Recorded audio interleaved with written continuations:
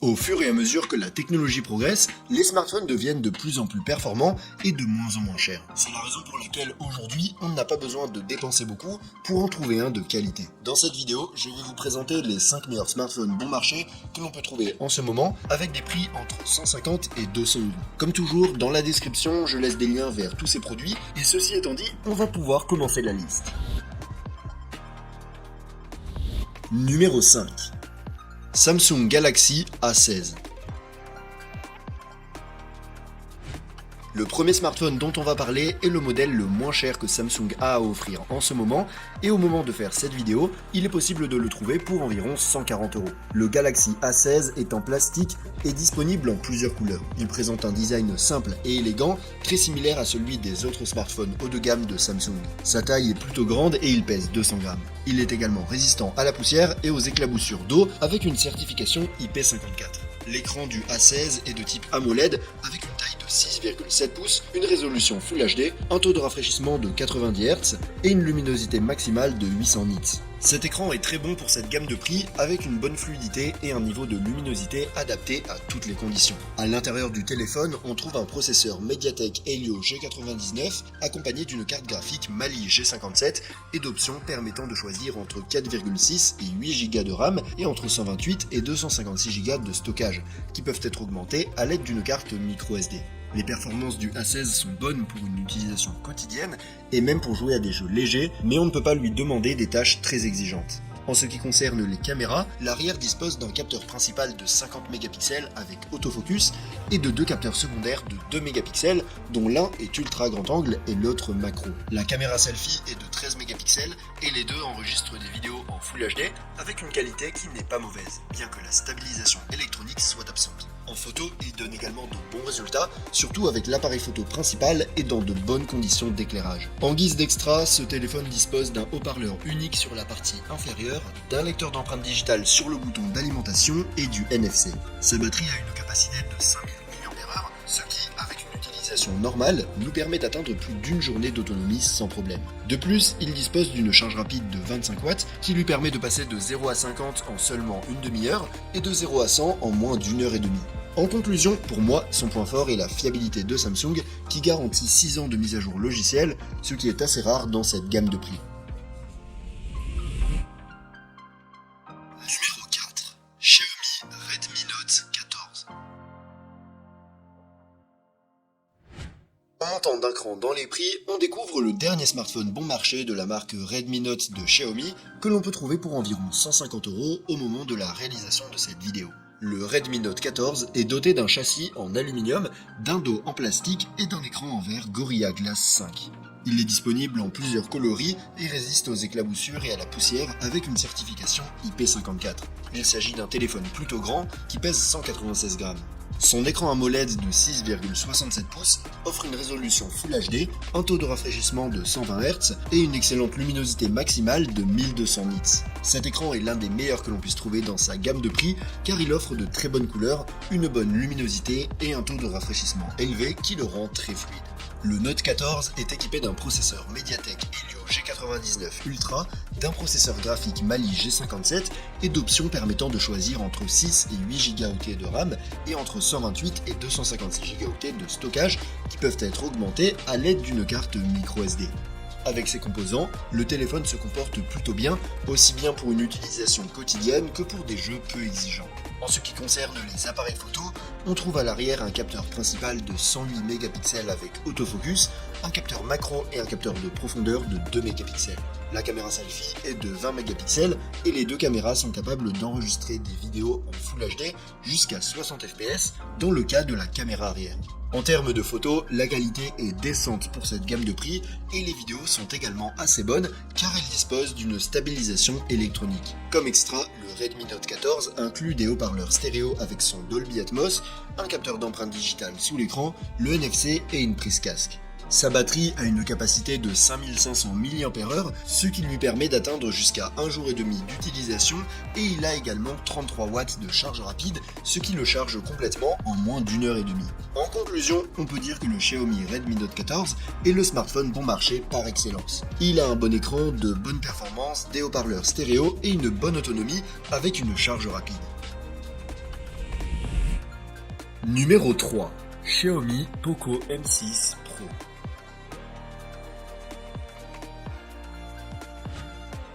On fait un saut dans le prix et à la troisième place de la liste, on retrouve un autre smartphone de Xiaomi, mais cette fois-ci dans la gamme Poco. Au moment de la réalisation de cette vidéo, on peut le trouver pour environ 165 €. Le Poco M6 Pro est disponible en plusieurs couleurs et il est fabriqué en plastique, avec un écran Gorilla Glass 5. Il est résistant à l'eau et à la poussière avec une certification IP54. C'est un grand téléphone avec un écran AMOLED de 6,67 pouces, une résolution Full HD, un taux de rafraîchissement de 120 Hz et une luminosité maximale de 1000 nits. La qualité de cet écran est bonne et il se distingue surtout par sa fluidité et sa grande luminosité, ce qui lui confère un aspect agréable même à l'extérieur et en pleine lumière. À l'intérieur du téléphone, on retrouve un processeur MediaTek Helio G99 Ultra accompagné d'une carte graphique Mali G57 et d'options permettant de choisir entre 8 et 12 Go de RAM et entre 256 et 512 Go de stockage qui peuvent être augmentés à l'aide d'une carte microSD. Avec ces composants, on va avoir une très bonne performance du téléphone qui est même parmi les meilleurs dans cette gamme de prix, à la fois pour une utilisation quotidienne que pour les jeux occasionnels. En ce qui concerne les appareils photo, on trouve à l'arrière un capteur principal de 64 mégapixels avec autofocus et stabilisation optique, un capteur ultra grand angle de 8 mégapixels et un capteur macro de 2 mégapixels. La caméra selfie est de 16 mégapixels et les deux sont capables d'enregistrer des vidéos Full HD qui sont très belles grâce à la stabilisation optique. En termes de qualité photo, c'est ok, mais pas génial, même s'il est agréable de disposer d'un capteur grand angle. Comme extra, le Poco M6 Pro inclut des haut-parleurs stéréo, une prise casque, la prise en charge de l'audio haute résolution, le NFC et un lecteur d'empreintes digitales sous l'écran. Sa batterie a une capacité de 5000 mAh, ce qui lui permet d'atteindre une journée complète d'utilisation sans problème et dispose également d'une charge rapide de 67 watts qui le charge de 0 à 100 en seulement 45 minutes, des chiffres qui sont très bons pour cette gamme de prix. Numéro 2. Motorola Moto G55. Le prochain smartphone dont on va parler est le dernier né de la gamme bas médium de Motorola. Il est disponible pour environ 200 € au moment de la réalisation de cette vidéo. Le Moto G55 est disponible en plusieurs couleurs, possède un écran recouvert de verre Gorilla Glass 5 et est fabriqué en plastique, bien qu'il existe également un choix de versions avec dos en simili-cuir. C'est un téléphone un peu plus compact que ce à quoi on est habitué et aussi plus léger puisqu'il pèse 180 grammes. L'écran est de type IPS avec une taille de 6,49 pouces, une résolution Full HD et un taux de rafraîchissement de 120 Hz. Bien qu'il soit de type IPS, cet écran présente un très bon niveau de luminosité et un bel aspect, même s'il n'a pas le contraste que l'on peut trouver sur les écrans AMOLED. Le Moto G55 est équipé d'un processeur MediaTek Dimensity 7025, d'une carte graphique IMG et d'options permettant de choisir entre 4 et 8 Go de RAM et entre 128 et 256 Go d'espace de stockage qui peuvent être augmentés à l'aide d'une carte microSD. Avec ces composants, les performances sont bonnes pour une utilisation quotidienne et permettent même de jouer à des jeux exigeants, même si ce ne sera pas avec les meilleurs graphismes. En ce qui concerne les caméras, l'arrière dispose d'un capteur principal de 50 mégapixels avec autofocus et stabilisation optique et d'un capteur ultra grand angle de 8 mégapixels qui dispose également d'un autofocus. L'appareil photo arrière est de 16 mégapixels et les deux enregistrent des vidéos en Full HD avec une qualité décente. La qualité des photos est également bonne avec des couleurs naturelles et une bonne résolution. Le Moto G55 est doté d'une connectivité 5G, de haut-parleurs stéréo, d'une prise casque, d'un lecteur d'empreintes digitales sur le côté et de la technologie NFC. Sa batterie a une capacité de 5000 mAh, ce qui lui confère une excellente autonomie qui peut atteindre plus d'une journée sans difficulté. Il dispose également d'une charge rapide de 30 watts qui lui permet de passer de 0 à 50 en une demi-heure environ. En conclusion, le Moto G55 de Motorola est une bonne option dans la gamme autour des 200 €. Numéro 1. CMF Phone 1. On arrive enfin au sommet de la liste avec le smartphone de CMF qui est la filiale la moins chère de la marque Nothing. Au moment de la réalisation de cette vidéo, il est disponible à un prix réduit de 200 € exactement. Le CMF Phone 1 est disponible en 3 couleurs différentes et est fabriqué en plastique.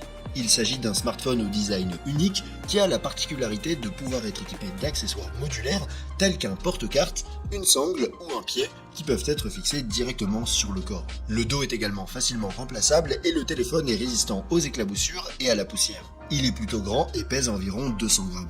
L'écran du Phone 1 est de type AMOLED avec une taille de 6,67 pouces, une résolution Full HD, un taux de rafraîchissement de 120 Hz et un bon niveau de luminosité avec des pics allant jusqu'à 2000 nits. Cet écran est très beau, fluide et a une excellente luminosité. À l'intérieur du téléphone, on trouve un processeur MediaTek Dimensity 7300 accompagné d'une carte graphique Mali G615 et d'un choix entre 6 et 8 Go de RAM et entre 128 et 256 Go de stockage que l'on peut augmenter à l'aide d'une carte micro SD. Avec ces composants, les performances du téléphone sont plutôt bonnes, tant pour les tâches quotidiennes que pour les jeux peu exigeants.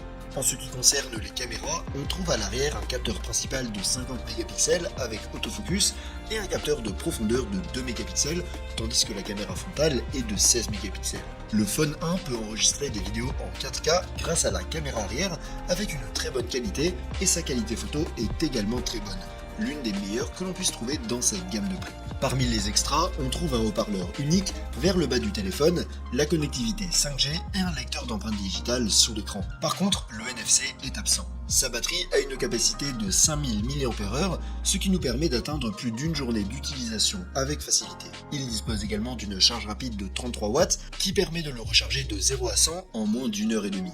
En conclusion, le Nothing CMF Phone 1 est un smartphone qui offre un design unique et original, mais qui est également performant dans tous les autres domaines. Si vous recherchez quelque chose de différent, je pense que c'est un excellent choix actuellement. Vous pouvez le retrouver via les liens dans la description, où j'ai également listé tous les autres modèles que j'ai mentionnés. Et si vous voulez voir une autre liste que j'ai faite sur les smartphones de milieu de gamme, je vous laisse cliquer sur la vidéo en haut à gauche. Et sur ce, je vous donne rendez-vous dans la prochaine vidéo.